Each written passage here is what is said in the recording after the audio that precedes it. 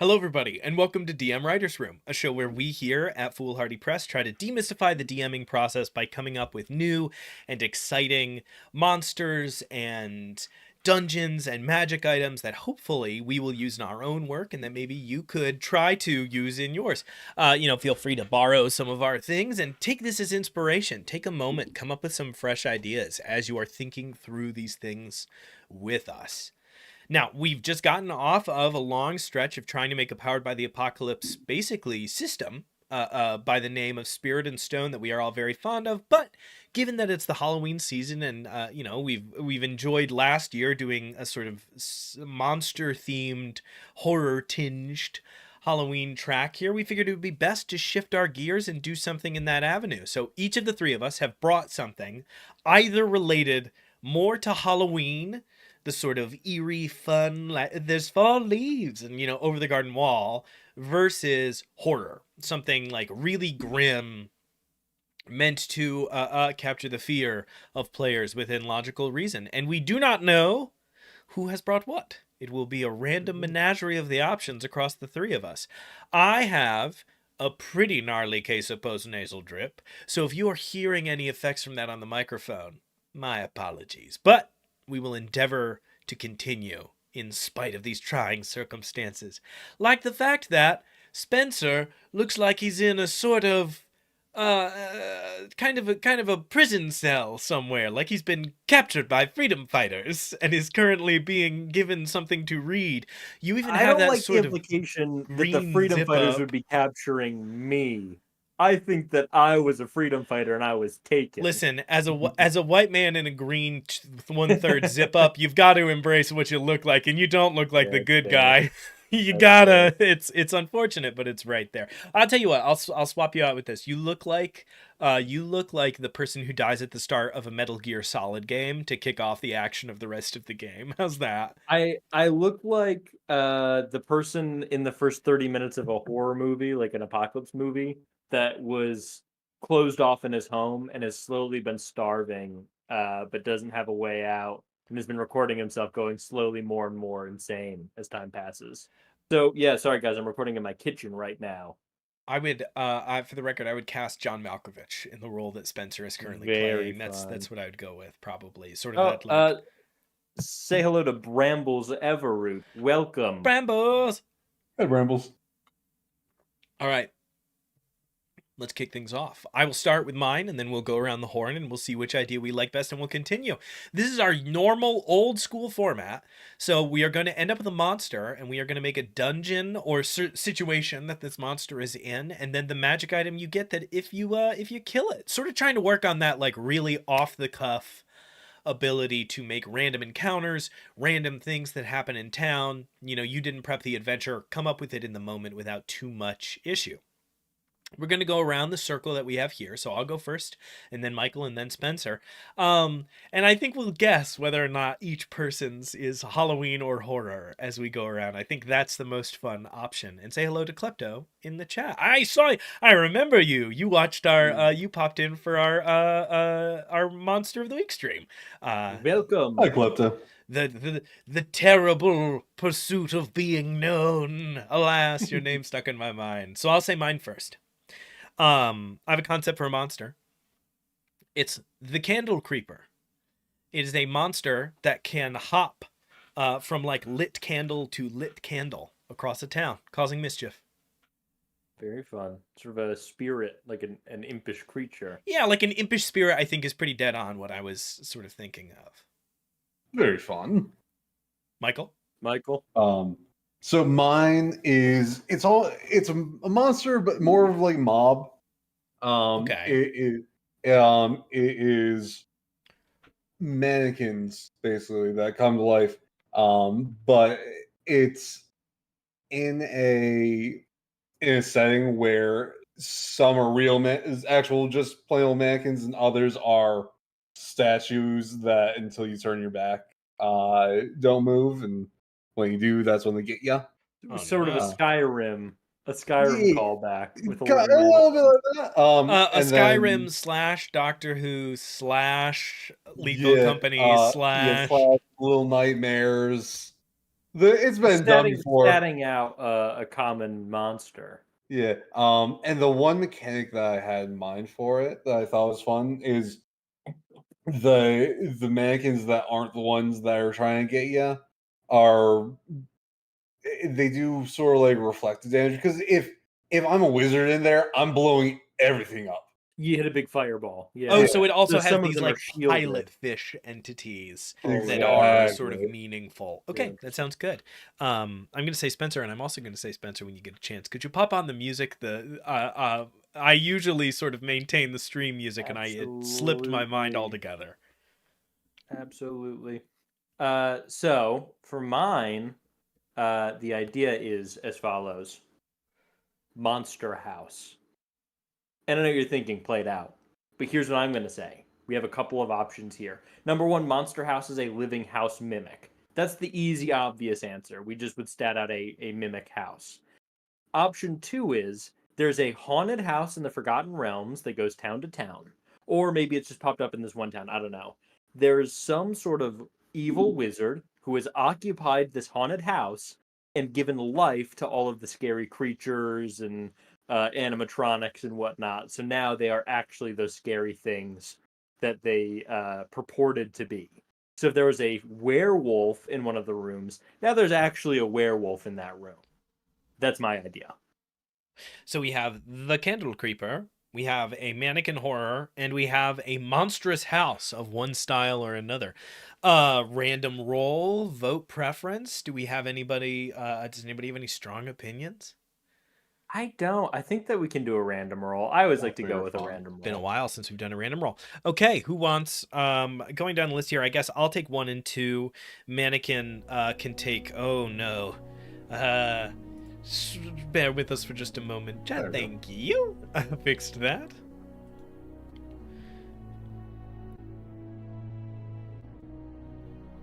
Alrighty. So, Candle Creeper will be 1 or a 2. The Mannequin Horror / Reflection Damage thing will be 3 and 4, and the Monster House will be 5 or 6.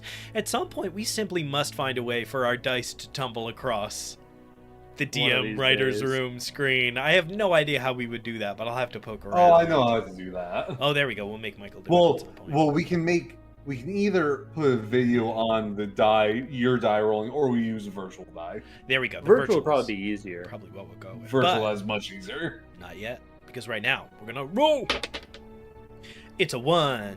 Candle Creeper, boys. Let's go. All right. Now I will say this: we have famously gotten faster every few weeks at doing this, so there is a chance that we will hit multiple today, right? Because I love the Candle Creeper. Are we going to talk about the Candle Creeper for 2 hours? It doesn't seem like it. That's a good point. That's a good point. So let's see how long it takes and go from there. Yeah. I mean, first things first, we've already got the main idea of this creature figured out. It's a spirit that jumps from candle to candle, causing mischief in the homes that it enters. So, question: how mischief? Is it like an arson and burning down houses, or is it playing little tricks? I think if you put out offerings for it, which are beautiful homes, aka jack-o'-lanterns, if you give it like a nice pretty place to live, it will cause harmless mischief and spend most of its time sort of lounging and bringing good fortune in its little in its little palace that you've made for it, its little spooky candle home. If you instead if you choose not to participate, a far less kind version of the Candle Creeper may yet appear. Here's what I'm thinking. I think that the more things that it burns down, if it's not given one of those houses, the larger the creature gets until it becomes a fightable thing. Once you fight it, it becomes one of those smaller imp-like versions, and then you can trap it in a jack-o'-lantern. Trap it. You can give it a jack-o'-lantern so it stays away. I don't think you can kill it. I think you can just, make it turn to dust and then reappear as a small sprite. And if you don't figure out the solution is put it in a jack-o'-lantern, it'll keep coming back. Okay, so the keynote there is it grows as it is slighted. It's fun. This is something that because of that mechanic, there can be evolutions to it. It has its sprite form, the fun little impy, and then we have like probably humanoid size, or like human size fighter, or roughly, and then we have something that's like big, like big, as like a third, where it's like shit's gone bad. Yeah, it's won't even be able to burn a house, but can probably like light some hay on fire in a barn and cause a problem. It's will burn a house down, and then it's will burn a town down. Can I in those 3 stages? I think my first instinct is when it is a small, mischievous, somewhat friendly spirit, it is a candle creeper. When it gets a little larger, when it has been slighted a few times, it is a candle crawler and has become a problem. And if you really do nothing to mitigate it, eventually it will become a candle catastrophe. It becomes this like terrible spirit that will like really cause some damage. Absolutely. More for I think it was Candle Crusher. I like your Candle Catastrophe more though. The sort of Here's the one thing that I'm immediately thinking might be potentially an issue, which is, would it have minions, or is this like a one-off, solve the mystery, figure out what it is, mano-a-mano combat, trap it in a jack-o'-lantern? Yeah, so D&D is kind of radically opposed to the mano-a-mano format. So if we did that, we would need to give it legendary actions and sort of tag on a bunch of extras that may or may not be worth our time, right?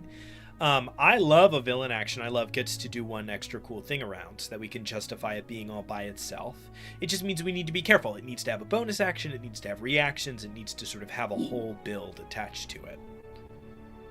If the not, other option would be it can there's summon just multiple. Yeah, I can just like conjure little flame, something like a Mephit, but legally distinct. True. It can summon, or it could just be part of a group of them. They all roll into a town. There's like 6 to 12 of them. They travel in this herd, essentially. And when they get here, they'll take root. If you don't do the right things, they're going to essentially wipe out the town. So that way there is a build. It's not just fighting one, it's fighting 6. Okay, so a Candle Creeper is one of these things. And they are usually just these sort of... I don't know how else to describe it other than to do this pose. I don't know. There's something about like... There's something about like... that I'm like, oh, he's fun. You know, he causes trouble, but trouble that you're like... The Candle Creeper's in the pantry. And then like 9 of them that have gotten angry will get together and they start to like build until there's enough of them that they are a candle crawler, this like scurrying, almost like a sort of whimsical xenomorph that's like on your wall burning the wallpaper. The flowers wilt because they get too dry, you know, things like that. And then eventually a candle catastrophe is like 100 of them. This city did not give the service it is meant to give, and they end up with basically like a big flame elemental smashing and sending smatterings of wax across the room. From James Hurst, we have Candle Swarm. The group of them is a swarm of the candle. I was thinking of a name for a group, and I was thinking like Candelabra. I was thinking oh no, I've lost it now. Never mind. No. That I actually don't. I don't hate Candle Creeper. Something like Candle Creeper, if we wanted to remove that, we could be like Candelabra, Catastrophe is kind of fun. I don't know. There's something in there. Candelabra is not very threatening, though, is it? Yeah, it's just a group of them. Yeah, a group of them is a candelabra. So no, wait. Now I do just love it. It's a candelabra of creepers, like a murder of crows. Like that's just is what you call a group of them, is a candelabra. See them popping up, you're like, oh, a candelabra. They just run off. I love these little dudes if they are well tended to. These little candles that just are like, I burned his socks, and then they run away, having had just a very good time. I think that's pretty good. So as it is slighted, it grows, eventually grows, and then I'll do a little arrow and I'll say, conjoins, they band together. Great. So, in combat, I think obviously we have some kind of smash, so, you know, some kind of, it hits with its flaming, some big fist hit. seems logical to me. I don't think we need to worry too much about that. I would like it to have at least one other cool action, something to do with its wax or candle or fire nature. I was thinking wax. It'd be like a hold person, the wax statuified. Ooh, gotcha. Yeah, I like turn that. stone. It has a recharging like 5/6 action called Waxworks. Mhm. Do we post stat blocks? In theory, Klepto. I mean, we talk about it. We if you want to go check out the first one we ever managed to actually get together, is Lich's Dollhouse, which is on Drive-Thru RPG. We're currently working on a second one. We've talked about posting stat blocks somewhere when we are done. It's just we're a 3-man band. You know, we don't. We've all got jobs, so we try to stitch it together when we can. That is something we've talked about though. So hopefully, at some point, we might. We had planned to do something related here in the autumnal season. We'll see if those get out in good time. We had a couple of playbooks for Monster of the Week that we were looking at getting ready that we are still plugging away at. So, if you do want to get some of our stat blocks, though, I think that we have is it 8 unique creatures in the published adventure we have on Drive-Thru RPG, something like that?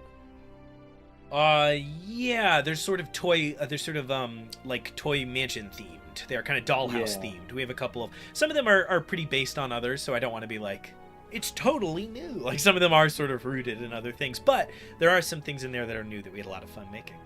So that's the Lich's Dollhouse on Drive-Thru RPG. Feel free to buy it. It's $3. Just get it for a song. Waxworks, I like that. So that is our sort of recharging ability. If you roll a 5 or a 6, it sort of casts wax in a wide arc, something like a 15-foot cone, and anybody inside of it must make a strength, constitution, dexterity save, or be imprisoned in wax, if ever so briefly. That sounds right.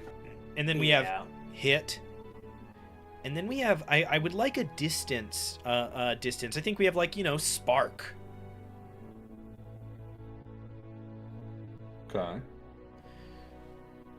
Something where it can like fling a little mote of flame across the room that will ignite something.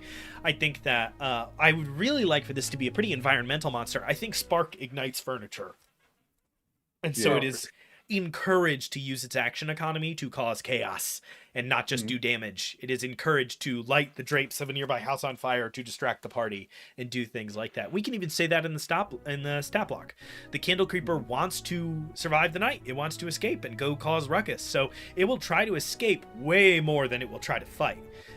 Only when it gets to a candle catastrophe do you start to have to be like, it might just try to fight. Like it is large enough and angry enough that we might sort of wander off in another direction. Yeah, I do have. So you first. I was going to say for when they get bigger, I think that changing that small sparking flame into a wall of fire, a wall of flame, whatever the 5e spell is actually titled, I think would be easy because that's something that people would just reference. I was just thinking about a spell. I don't think D&D does it a whole lot with damage extra turns with fire. It'd be cool if it did it does initial damage, but then burns, a 1d5 or 1d6 burn damage. Cut a d10 in half. Right? No, I think you're totally right. I love the idea. Ignite. You take 1d4, 1d6 damage around until you take an action to put yourself out. I think is really funny, especially probably with a round count, probably for 1d6 rounds, right? Let's not go too crazy, but sure. I do think that sounds like fun. Klepto has just said they're making a campaign in Dark Sun. If you guys know what that is, that is a post-apocalyptic fantasy Mad Max adventure that is famously grimdark. So good on you for running that. Nice. Hopefully your players are ready to cycle through a couple of characters. If you're in Dark Sun, the good gravy, I hope they have backups. Okay, so we have this sort of large, this thing when it's in its full form can cast wall of fire a certain number of times a day. We know that we want it to be able to sort of disperse out some of its allies to make these little conjured companions. Oh, that's a fun way to do it too. It would be like, say your candelabra is 12 of them. You can have the choice of, you can have like four candle crawlers or two, whatever the second evolution is. Creepers. It was creeper and I then don't know. crawler. Creeper, crawler, catastrophe. Yeah. So like, it'd be four creepers or two crawlers, or I like the idea that they like gather. I'm not sure how much we would want to gamify that, but in my mind, it would be, it's 5 creepers to a crawler, 5 crawlers to a catastrophe. And so that's really the problem, is when you've seen a couple of them and then they start to converge. That's when the sort of hairs on the back of your neck, you're like, this might go bad. Because inevitably, I imagine you end up with a crawler or two causing trouble. Because it's like, somebody didn't do it, somebody didn't decide to be part of the festivities. That's a pretty good creature stat block basically worked out here. We start as the Candle Creeper, which has light, sort of ranged attacks. We eventually move and is mostly just a mischief maker. The Candle Crawler is something that has been slighted. It is a collection of Candle Creepers that have gone together. It can hit, it can do a early version of Waxworks, and it can spark fires further away and start to conjure companions. And then the Catastrophe can do Waxworks in full earnest, trapping adventurers. It can take a flurry of dangerous hits. It can attack at long range. It has Wall of Fire. It can conjure allies. At that point, you are well into Problem Town. You are off in the weeds. So, I like it. I think that's great. My next question, we've already definitively answered what the dungeon is. The dungeon is just a town in the middle of, the Hallows Eve Festival, whatever thing you decided to name Halloween in your setting. And they are causing a little bit of a stir as they make their way through town, and eventually things start to go wrong. What magic item associated with the Candle Creeper can our party get a hold of if they are, if they manage to appease it, right? What is that? What gift?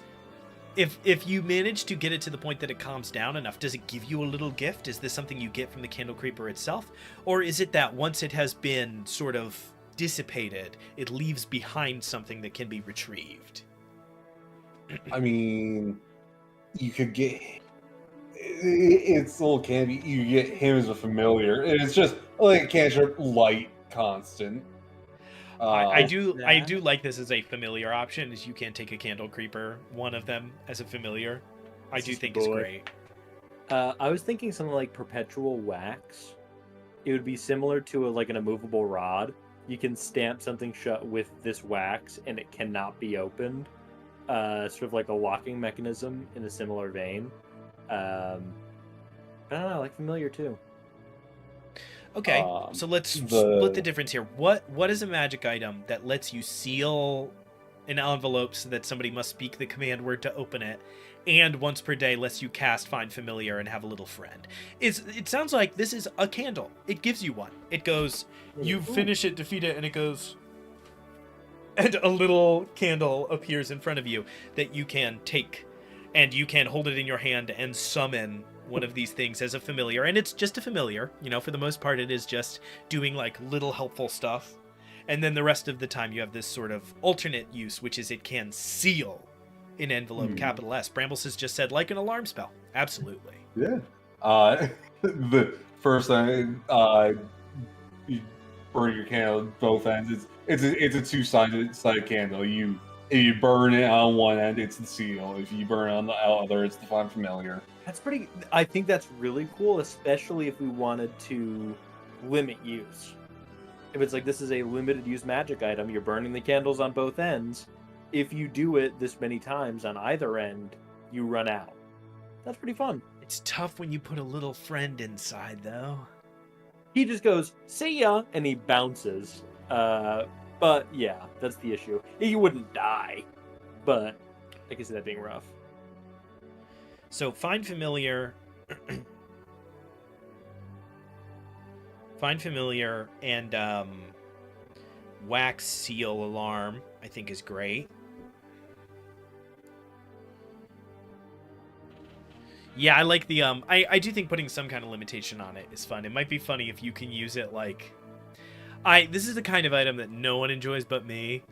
But I love the idea of an item that it's like you can use this item 30 times, but between All Hallows Eves, right? So it's not, it doesn't revive on long rest. The your Halloween equivalent has to come back around, and you have to give an offering again, and then the candle will go back to its full size. But the other thing I would like about, especially if we get rid of the time limit on Find Familiar, right? If it's not 8 hours of a familiar, if it's just that thing is summoned, and anytime it dies, you have to resummon it. It gives you a fun instinct to protect the candle creeper, like to make sure. It's not like you're not gonna send it into fun. every dangerous situation in the world. Because they're like, we can only summon it 30 times, and that sounds like a lot right now. But smash cut 6 months into the future, and you're like, no, my candle creeper.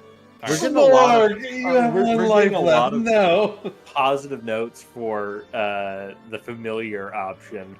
So I think that the crowd has voted that familiar is the way to go.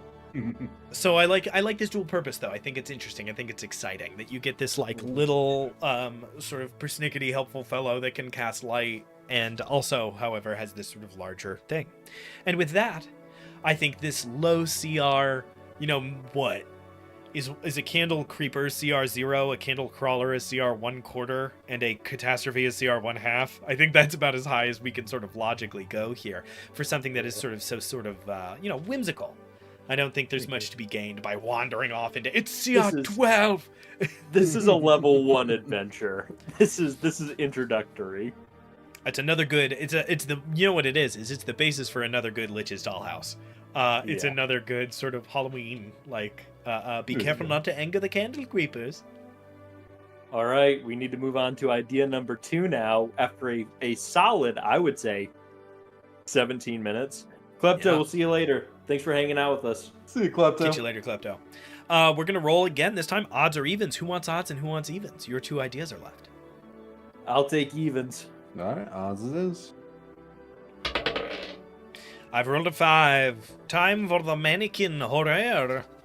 Now we're going to see if we can do 3 in one night, because there's a chance. Sure. So, we're going to move on to the mannequin.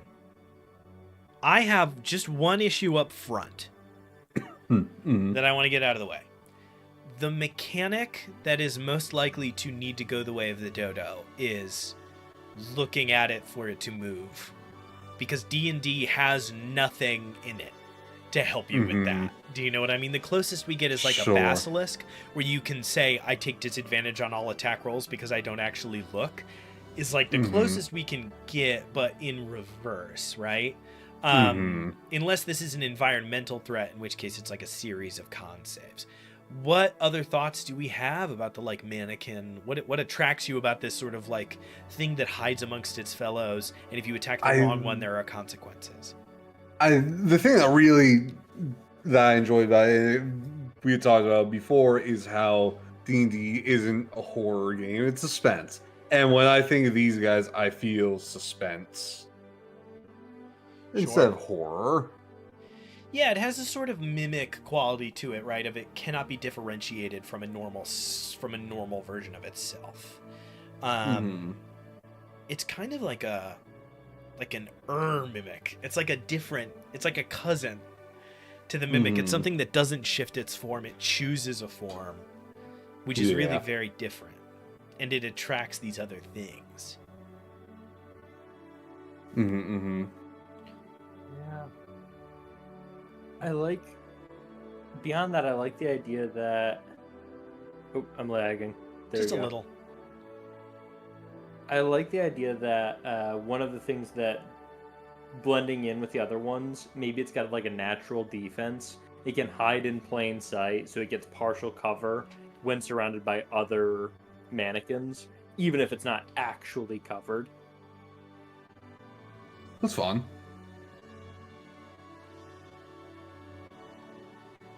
Okay. I think it would have bonus actions to hide. So like roguish. Would we give it some resistances to any damage types? What the? Nicole's saying hello. Hello. Hello. Chat doesn't care about me? I don't know if you wanted to be seen, so I hit a quick block. I think having I some think resistances makes sense. I think this creature probably cannot be targeted by psionic effects, things like Mind Sliver. I think probably don't work on it. You don't know the name of this creature. You don't know how to target it with those things. I like the idea that it is strange. That sort of outsidery vibe for these kinds of creatures, I think makes a lot of sense. Okay. I like the bonus action hide. I like hiding in plain sight.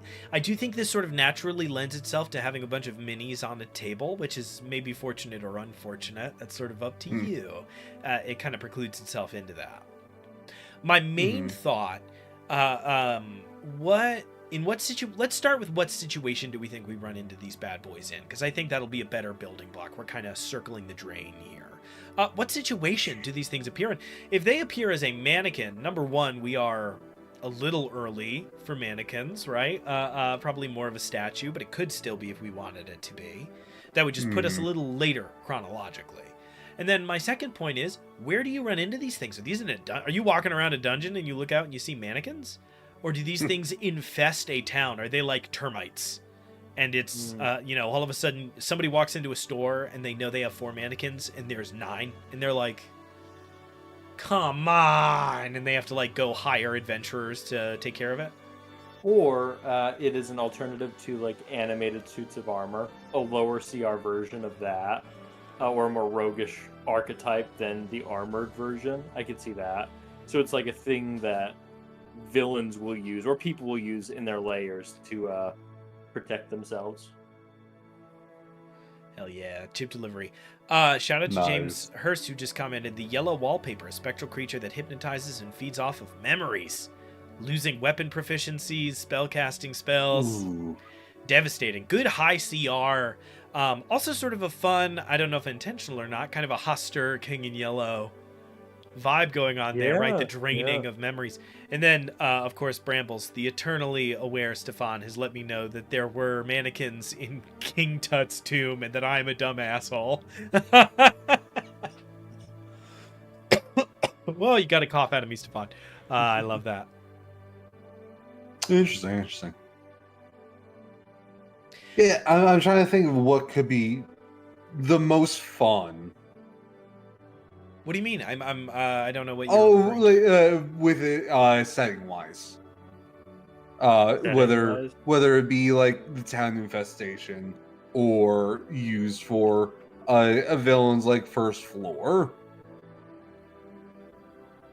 I prefer a villain's first floor because I have personal beef with animated suits of armor, and then being like, yeah, at the beginning of Curse of Strahd, for sure, when they're level 1, they can encounter some suits of armor. They can't. Some AC-18 plate mail's fine. Yeah, that's great. So I would like to pitch that we make something that's easier to fight than that and still kind of fulfills the same purpose. It could fit in a manor house. You'd be like, oh, there's some mannequins dressed in like finery. I'm not going to worry about that. And then all of a sudden it attacks you, right? Okay, so these are not a creature. These are a defense mechanism. These are a construct. You make them. Okay, then I think we actually do have this sort of basis here, right? They are the sort of assassin equivalent. They are indistinguishable from a normal mimic. And I think that is how we cover this sort of, you cannot look at them. You can. You just don't know which ones are real and which ones are fake. And if you attack the wrong ones... Now, that is my question. Can it... My first inclination, because I want this to work as a stat block, right? I don't think we need a second stat block. Posh scarecrows. Yeah, for sure they are posh scarecrows. I don't think that I want a second stat block. I think instead it can sort of like invoke duplicity for clerics. I think it can conjure illusory duplicates that are, I'll look as real as the mannequin does, but if they are attacked, they basically launch a magic missile. Like they do 1d4 force damage, no dodge. Donk donk. Yeah, exactly. That's hilarious. Illusory. I'm assuming that's like perception checks. So sort of like that to get through that. Yeah, probably. I would say then perception, and then it depends. We're not going to set a DC on that because that'll depend on the CR of the creature. It could be as high as 21 if we wanted to be like, this is the CR 14. This is Kal Nagorik's Mannequin of Horror. He's CR 14. He killed my dad. If you wanted to really take a run for it, I guess you could. Okay, so we have a pretty good idea of how this creature functions, and we know that we encounter it in a kind of secure facility, somewhere where they want that extra padding of security to help protect whatever it is else that they have guarded there. Those are both rock solid. What magic item does the party collect when the terrible mannequin falls to the ground, dead as disco? I think living limb. You know, like a cousin, or no, the thing from the Yeah. Addams Family. That's what Oh, you get basically. It's not a familiar. You can just use it to essentially mage hand, but it's visible. So you just set it on the ground and say, "Go get that thing." They can go grab something for you and bring it back. That's fun. Yo, So, what up, like, J-Man? Welcome to the chat. what up? So it's like not a Hello. familiar, it's something you can issue a command to. Yes, exactly. So it's like a an unseen servant, construct. but Yeah. it's seen. Yeah. you know what? Everyone's going to command that thing to do. Stop Give the it. bird. There we go. Flip off the BBEG. Yup. The rogue's gonna command it to pickpocket. It's gonna teach it like stealth. I put Sure. down living limb here, space dash space, very seen servant. Just an incredibly Yeah. seen servant. Oh, that's So really visible. fun. Choose a subclass for it. Is it a rogue, a fighter, or something else fun? Oh, That's super huge. fun.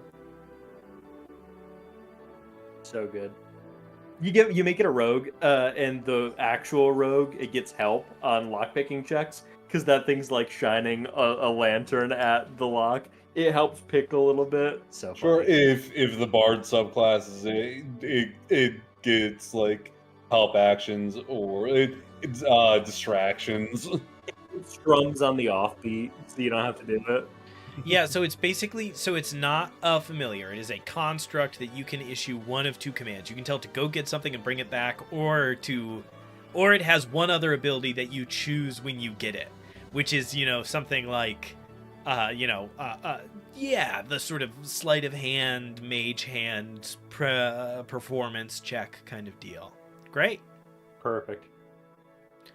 Indeed, Brambles, building a character via construction method through STEM, rather Oh, than you the know, sort of. we will make the all the characters of building a body. We start with the hand. Next, I propose we make a head. I think it would be hilarious to have this be a long-running gag in a campaign. You encounter them in one, you get a leg. You encounter them in like 2 levels later in a dungeon, you get an arm. Then you get a torso, and slowly you're building it up until you get a full companion. A full that's this scene mannequin. servant. Yeah, exactly. good. James just said the same thing. Wavelength. Love that. Okay, and with that, Monster House. Yeah, monster. All right.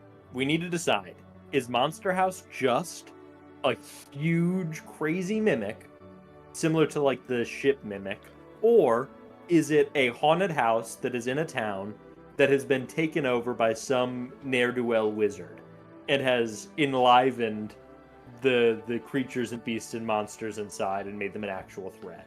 Oh, that's funny. That's not what I thought you meant. I thought you meant at some point the wizard had brought the entire house to life, and now it was like a weird quantum house where it would sometimes be in the town, but not always, and everything in it was real. Oh, That's interesting. Just a no, no, no. miscommunication there. Yeah. I think House Mimic breaks down a little bit because I would like for them to go inside. Mhm.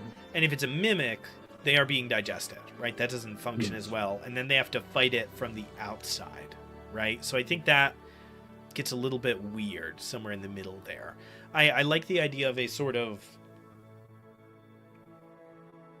I like the idea of the haunted house. I'm having a very like annoying writerly issue where I'm like, why is there a haunted house?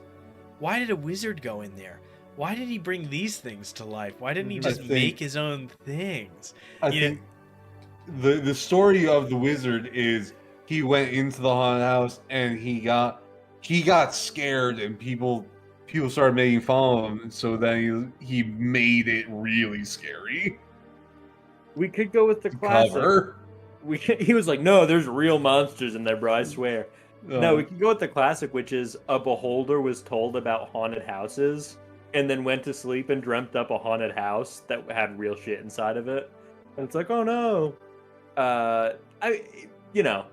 We'd have to come up with the mythos on why a haunted house became enlivened. James is hitting us with the house drains intelligence, wisdom, and charisma. It's a lich. Ooh. I The house is do. a lich. The lich idea mixed with the beholder idea is taking me somewhere very fun, right? Is it? I don't hate the idea that, you know, Shukel's the beholder is in the basement asleep and is having a nightmare, and so the haunted house has become real. I don't dislike that. Also, this idea of it is something that, like, is feeding off of people would be a very different take.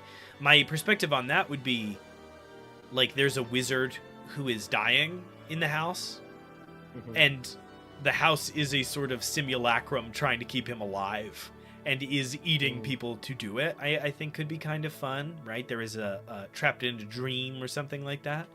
Did any of those ideas sort of percolate? Here's my last one. We lean into the ridiculous nature of making a haunted house a real haunted house. And we say it's Bojangles, the evil wizard, said Alakazam! And he eviled up a house. And this is a Halloween one-shot. Where it's like, no, it is goofy. It is funny and stupid and dumb.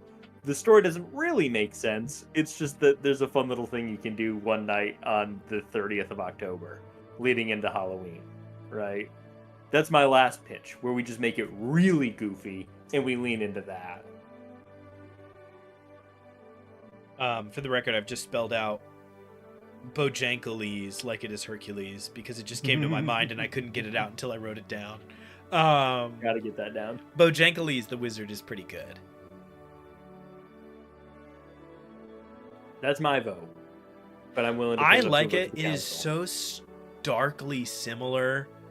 We're gonna have to find a way to really differentiate it from Lich's Dollhouse in a real way. For the record, James is saying the house is a lich or a phylactery. James, go pick up Lich's Doll. We are on. You've traveled 1 year back in time, damn near to the day, when we came up with Lich's Dollhouse.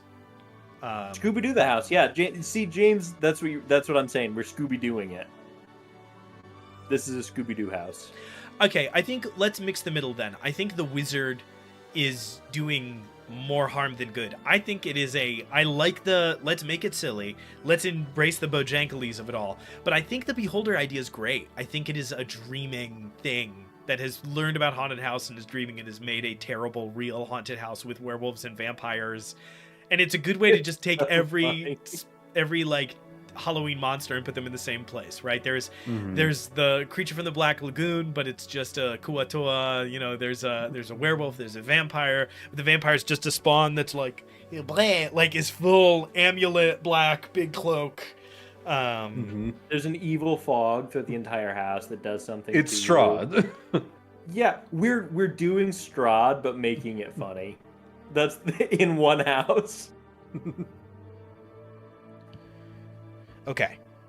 So in that case, we need to divide and conquer here a little bit. So we've got Bojankoles, the beholder, who dreamt of a haunted house and made it real. Now, is the house something we fight? Does the house eventually go full monster house and the front porch becomes teeth and we have to fight a huge monstrosity in the front yard? I think that's probably the funnest ending. So I'm going to say yes. It spits you out at the end. You make it to the exit, you step out, and then the house turns. It's like, whoa! Okay. You find 4 kids and a dog tied up in the basement. There we go. Okay, so Bojankoles the Beholder has accidentally brought this thing to life and now rests in the pit of its stomach. You begin to make your way in, having heard about these nefarious goings-on. You run into a sort of series of brief encounters. So we have our dungeon.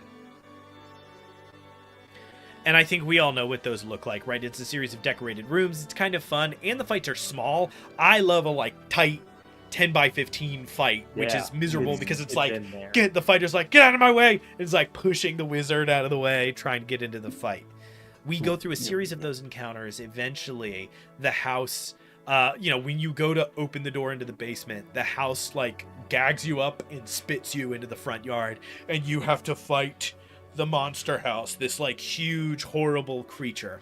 What does the monster house, Cartoon Network's Monster House do in combat? What is it like to fight it? If we're sticking with the mimic thing, then it is sort of adhesive. If it is just this thing's terrible dream of a haunted house, we do not need to abide by that. I like being different. I like being the idea of a haunted house. It probably has little like ghost summons, making it actually haunted.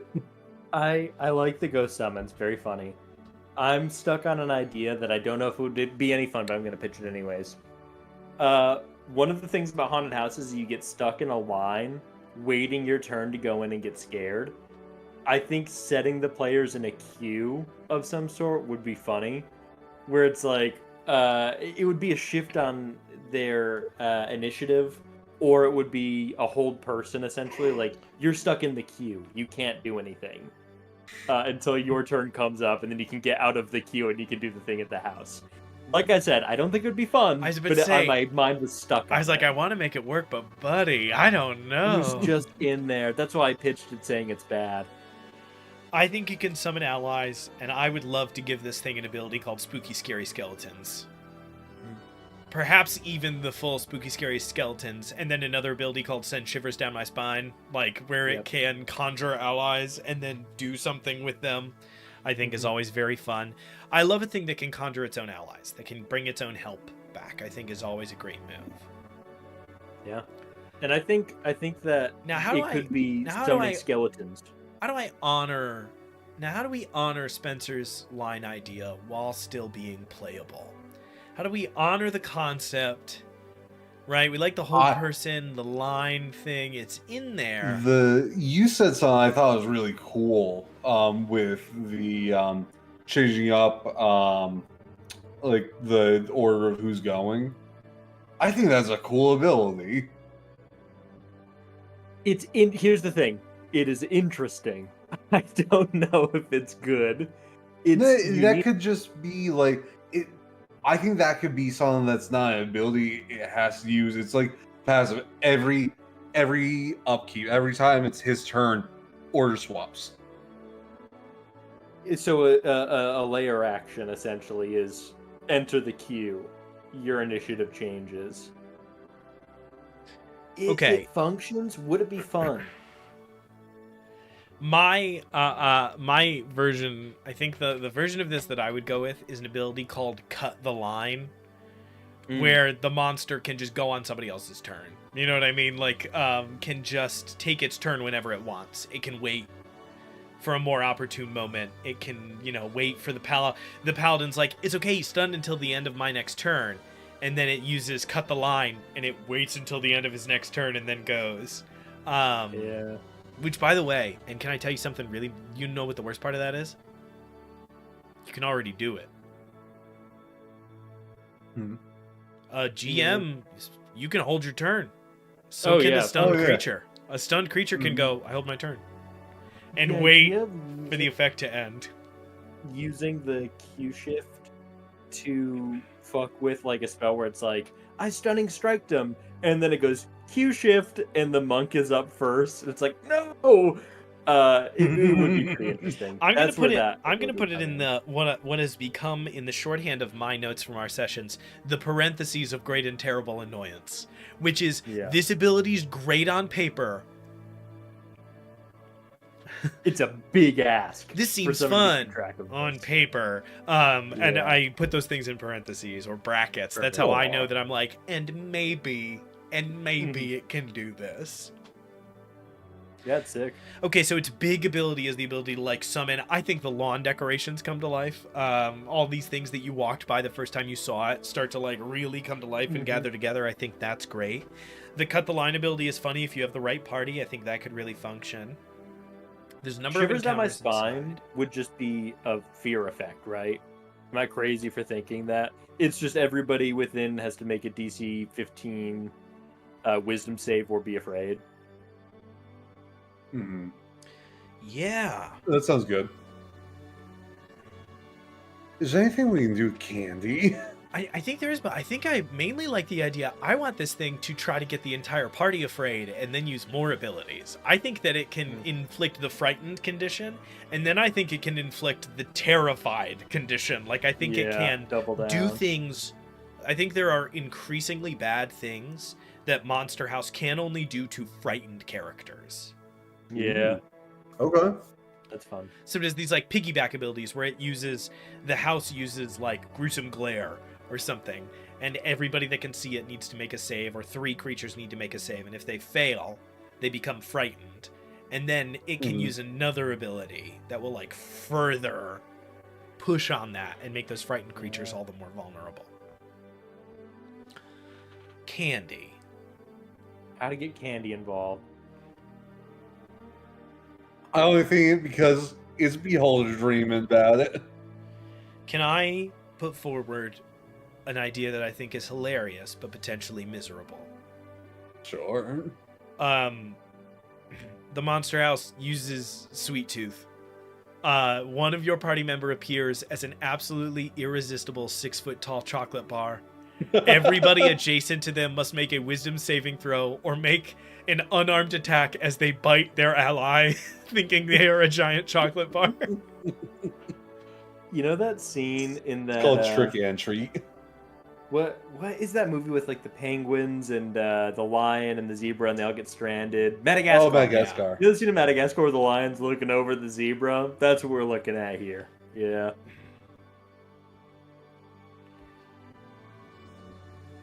Yeah, I think that works. I like that. I think it's the best the best solution. Because my thing was like, a poisoned candied apple gets thrown. Like, what am I even working with? If we're going goofy, we can go pretty hard, you know. I'm not That's afraid true. of it. Okay. We've got actions, we got bonus actions, we got villain actions. We almost have a layer action here. Is there anything else that the Monster House / Bojanicles the Beholder needs? Is there any key element there that we're not quite sure? I think maybe it can, like, fog breath maybe is the only other thing I could think. It can create an area of, like, heavy obscurement, but I'm not sure that that is fun. I think it just is logical. That makes sense?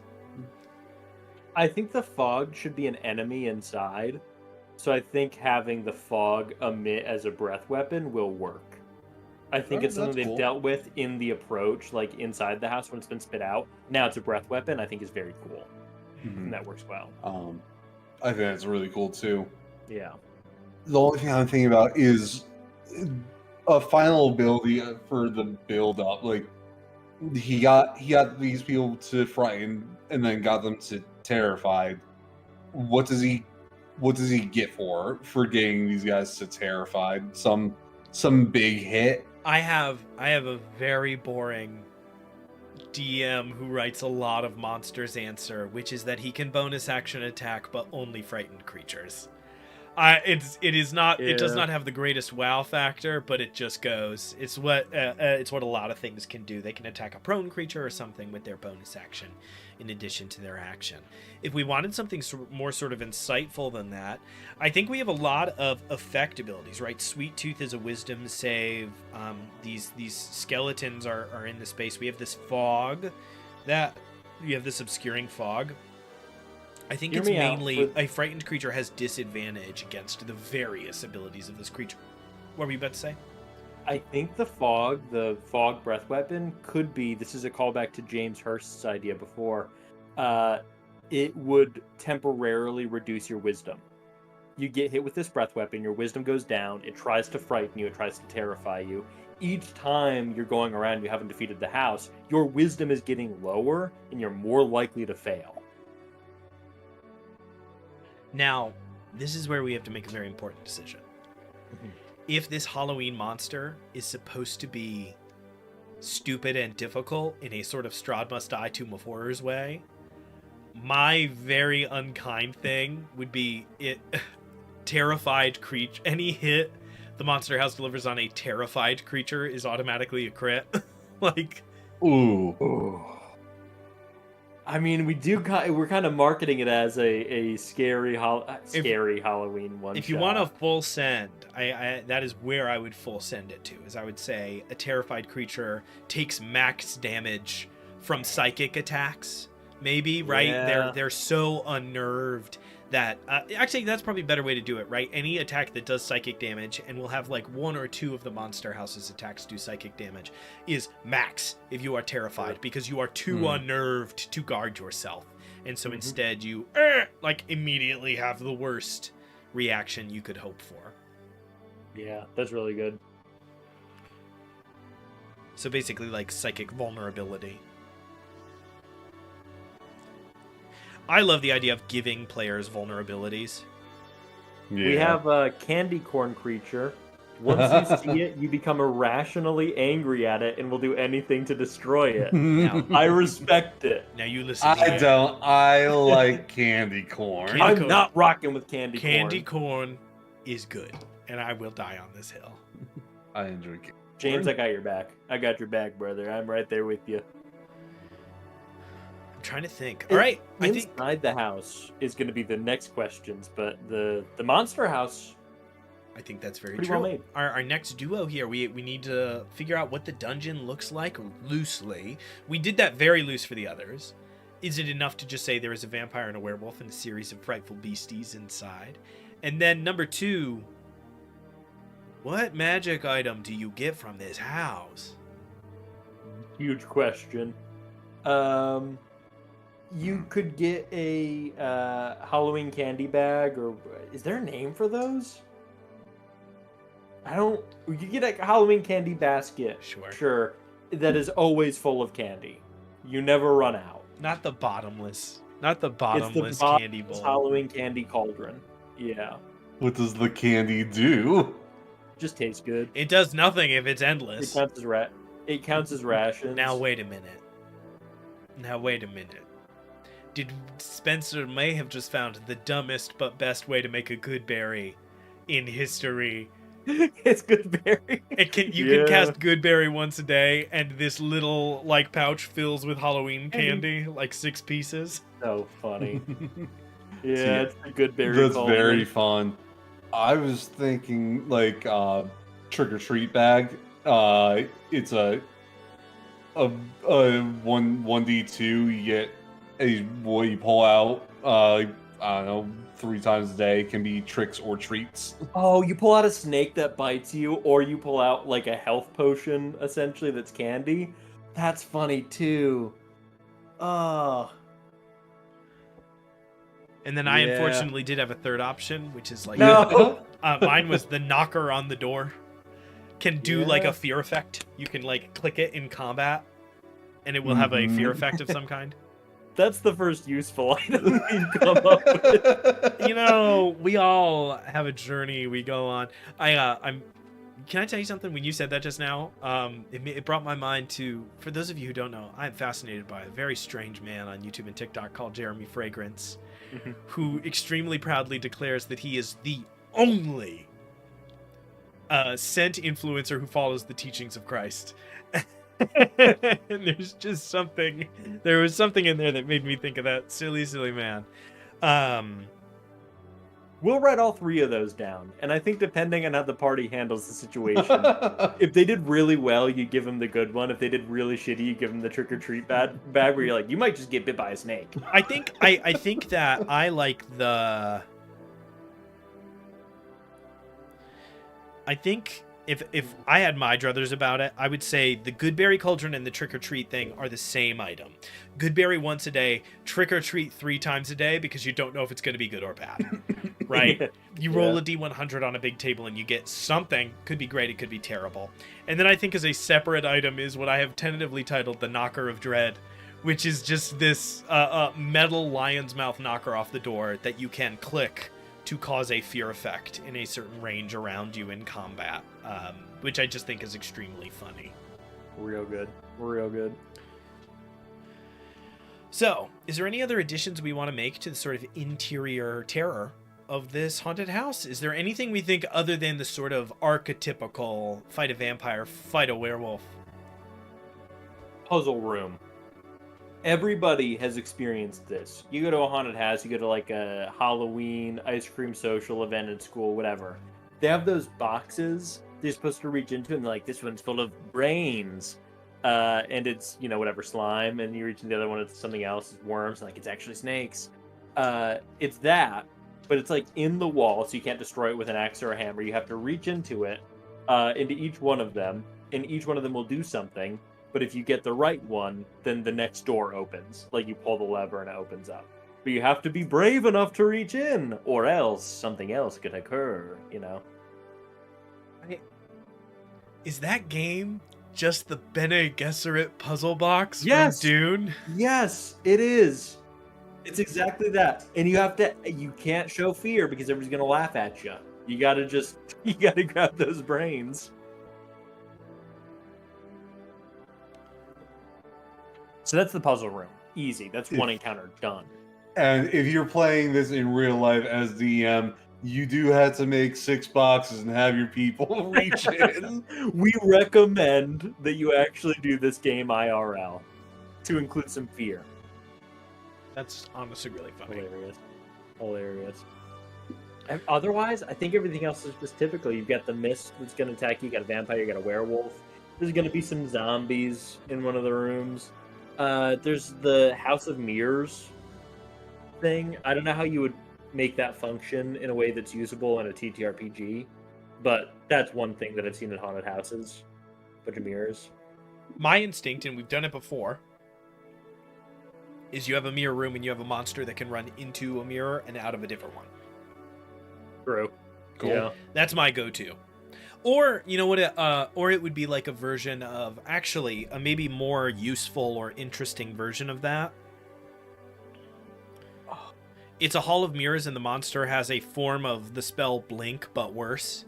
It can run into the mirror dimension and become a reflection, but it has to roll at the start of its turn to see if it will be able to do that. And if it doesn't, it runs up and just bangs off of the mirror and cannot get As inside. the first monster, that would be hilarious.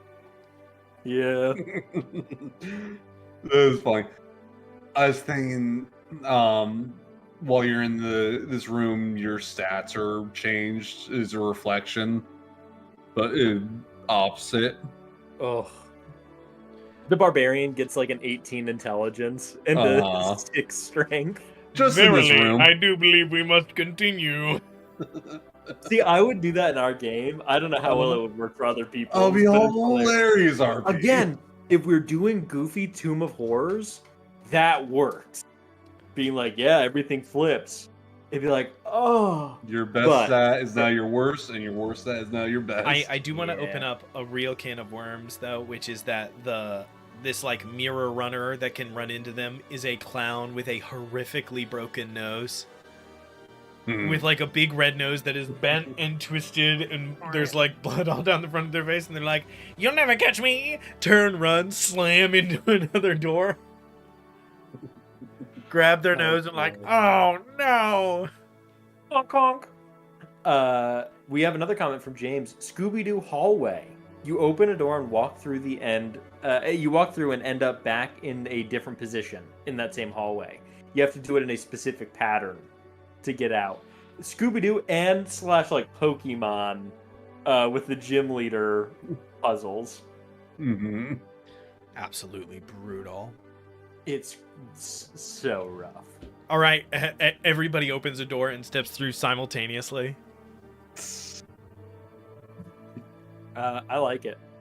So that's I believe 2 puzzles. I do have an entryway puzzle, which is you have to knock on the door and say trick or treat, or you can't get in. We have 5 encounters, and 2 of them are puzzles. I don't think we need a 3rd puzzle. No. I think it's funny. We have our Dracula vampire room, we have our werewolf room, we have the puzzle room, we have the mirror room, and we have the puzzle hallway. And that's already too many encounters, and then we're going to add a 6th one with the house itself. I simply must decline. We cannot have anything else. We are burning through these things. We're trucking. Do we have anything else now? We did all 3 of our ideas. You know what it's time for? It has been many moons since we've done this. Spencer, pull up a bit. What's the bit? What are we doing? We're going to do my favorite bit because we don't do them very often. So we're going to do They Say, You Say, I Say. I was going to say, I was thinking D&D class certain thing, Halloween edition. But I'm So- cool with he say, you say, she say. They say, you say, I say. All right, Yes. I'm pulling it up. I'm gonna find. Okay. Somebody's got to roll a D100. Sure. I gotcha. 68. One away. Oh wait, I lied. It's not. That's not how you do. They say, you say, I say. They say, No, you say, I say is we do a roll off, and whoever yeah. rolls the lowest has to. I was doing pop culture character creator. yeah. 9. That's a nat 20. Oh no. You. And I got a 12. Come on. All right. All right, Michael. What are you going to pick? The location or the monster? Other location. Okay. So I will do monster. Michael, go ahead and I need to open my mind. I need to soft focus. Ethan, you're gonna have to gab with the audience for a second here while we Yeah, think up our yeah, options. yeah, 'Cause we quick. can't So share For it. those of We you who can't don't down. know, you say, they say, I say. We roll dice. The loser has to come up with a adventure hook on the spot using a monster and a location that the other two have come up with, and they cannot work together. This has made such bangers as a giant skeleton in the sky on a cloud, and me accidentally making the Blink Dogs the good guy in a Blink Dog fighting ring. Like not fighting ring, a Blink Dog, like, what do you call it? Racetrack. Mhm. And so now I need to prepare myself. Stay loose. Michael, do you have your location? I do. All right. I'm ready. You all set? All right. Yep. It is. The location is the school for adolescent wizards cafeteria. Wow. Okay. Mine is gonna be a hard pull here. It is a rock. ROC. Oh. So for those of you who don't know, a rock is a giant bird gifted to the giants to help them with their fight with their dragon by Anam Allfather, and I just knew that which is cursed. And that rock is in a school wizard's cafeteria. Okay.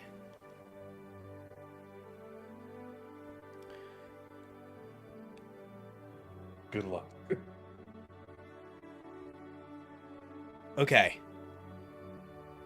Okay. Mhm. I've got it. Mm-hmm. I've got it. This school for young / adolescent. Oh, Spencer left. Should I wait for him to come back? Maybe. We Well, can man. we can riff until he gets back. No, I've got it. we It's got down. time. I'm ready. I'm prepared. This whole thing is I supposed to be improvisational. Why would he wander off now of all times? I see the camera shaking. He's coming back. We There we waited go. for you. Sorry, my chicken was done cooking and Nicole got stuck in a student meeting, so I had to go get it. Mm. At this adolescent school for wizards, it is Good Tidings Day. A day where they give good tidings for the fortune of the last year that they had. And good one, tidings to you. and one of the students, a very young sorcerer who has yet to control their powers, drew a hand turkey too perfect, too enamored with the gift of the muses that gave them their sorcerous talents, and so they have accidentally created the terrifying Gobble Rock, a horrific, hand-drawn, 9-foot tall, 60-foot wingspan turkey that is causing ruckus uncontrolled in the cafeteria, and you all play a sort of helpful band of various members of the school, like of staff, like the lunch lady and janitor, who need to wrestle the Gobble Rock down to the ground and take care of business. How much cleaner can it get than that? So with that, you can look forward to our November episode where we The do a Gobble good Rock. tidings episode. I'm celebrating. I might celebrate Good Tidings this year. We might get the Gobble we need Rock. to get some There you Gobble go. Rock merch. Yeah, Mhm, Brambles has hit it. Gobble. So our first piece of merch will be Schlorpily, feet Spencer. Our second will be the Gobble Rock, feet me. This is gonna be huge. Michael, get that drawing tablet out. We're gonna rock. Got Start it. getting it. We're We're gonna gonna rock.